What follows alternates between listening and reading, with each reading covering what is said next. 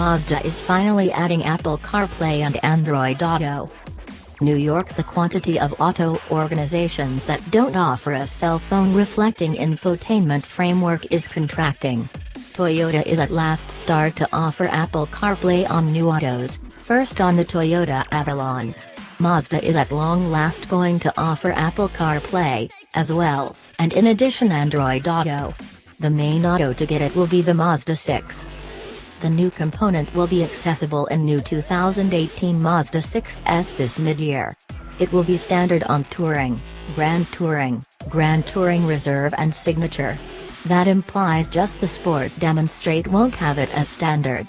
Furthermore, on the off chance that you've just obtained a 2018 Mazda 6 or were anticipating getting one sooner than the late spring, Mazda still has you secured.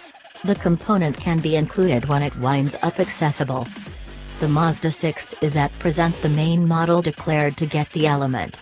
No declarations for when refreshes for different models will be accessible, or in regards to the utilization of the component to more seasoned Mazda models with the Flow infotainment framework.